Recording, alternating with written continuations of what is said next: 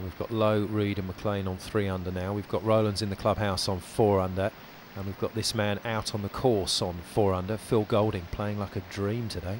Yeah, cruising along beautifully. Probably hasn't quite got the weaponry to get to the green here, so done the sensible thing. Laid up, left himself a great angle into the flag and probably somewhere near his favourite yardage. I'd expect this one close. Well, he's just pitched it in that knoll there on the side of the green, and that's just spun it back another 20 feet. Just some sign of a few nerves there. Yeah, it's getting to all of them. There's some very experienced Tour pros playing in this tournament, but they've all felt a little bit of that Trilby Tour pressure today. Now Sam Osborne, very classy golfer. Can he finish off with this birdie? Yeah, great tee shot. A lovely way to finish. Slightly disappointing for him though. Yes, one of those frustrating scores today at 2 under. He won't make it into either the shootout or the playoff, playing alongside regional champion Reese Hatton. Back to 17 and Phil Golding. Tough putt here, just got the tier to contend with. Needs to work hard on his pace, doesn't want to give one back at this late stage. And similar to his second shot, slightly tentative, a little nervy there. This winner takes all format, really making the players think. Confirmation then that if Phil Golding stays on 4 under, he makes it uncomfortable for those below him. In reality, the only player left on the course that can change the leaderboard now is Phil Archer, but he needs a dramatic finish to even make it to the shootout. Before we get back to the action then, it's time to hear from 2 more people that are key to the Trilby Tour finals. Now, let's be brutally honest, a big event just isn't a big event if it hasn't got the obligatory tour bus. Nick McAnally is here to tell us more. This is the 3rd year that we've been associated with the Trilby Tour itself, and it's a great event. It's not only have you got the enthusiasm and the passion of William, but you've got a great golf tournament that's going on. It's just going from strength to strength, and we've got our tour truck here. And if you get the chance to go on, you'll see where Phil leaves his stuff, where Ernie leaves his stuff, where Graham McDowell, etc. And for the winner today, we've got a space that's left over, so just in amongst those major winners, so fingers crossed for someone. The trucks are sometimes a crazy environment, where on any tour day and any major competition, whatever else, it can be inundated with players, and then other days it'll be quieter. But it's all about really making sure that we get the specifications right for the player. Each player has very different things that they're looking for in a club, and we've got a dedicated team that effectively travel the world in this truck, and we want to make sure that we deliver so that we're giving them the best chance come Saturday and Sunday when it comes down to the money. Well, on board this truck here, it's basically like a mobile workshop and warehouse on wheels. The sides expand out so we get more room, we have room for all the machinery. So basically a tour player can come on, needs a reshaft or re-grips, loft and lies checked.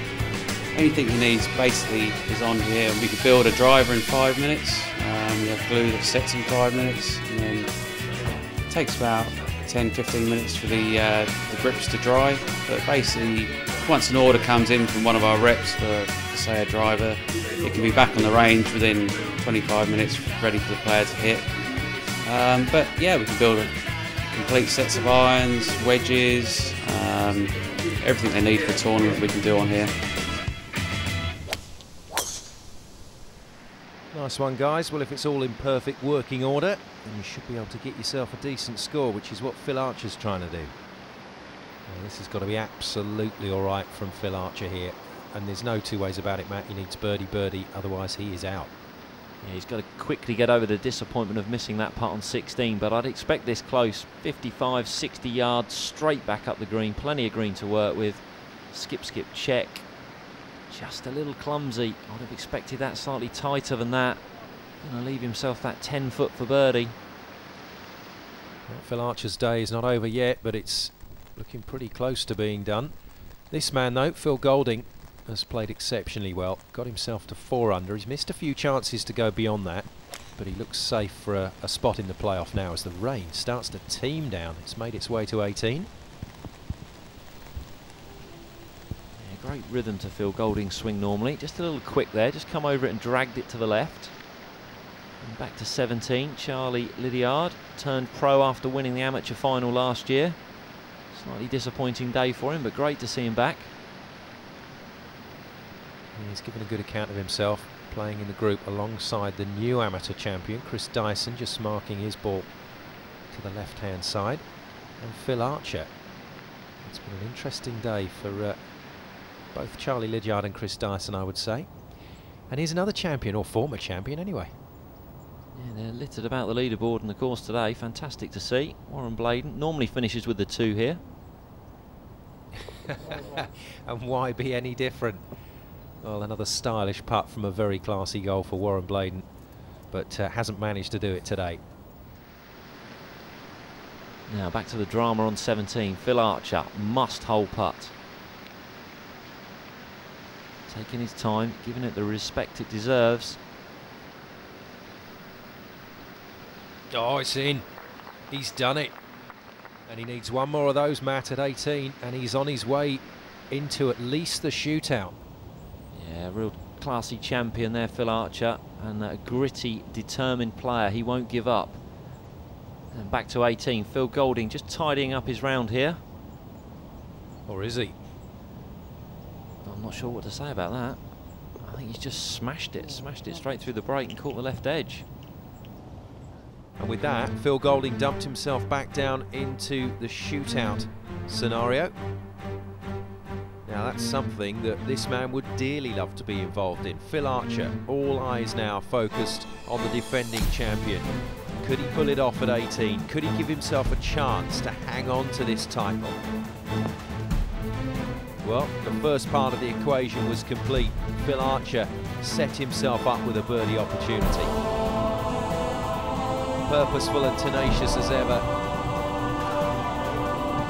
European Tour player. Knocked it straight in. Phil Archer, with a last gasp effort, has kept himself alive in this tournament. He heads to the shootout. Well, in the end, nobody could match Neil Rowland's magnificent round. 4 under, sitting pretty in the clubhouse all on his own. He's in the playoff.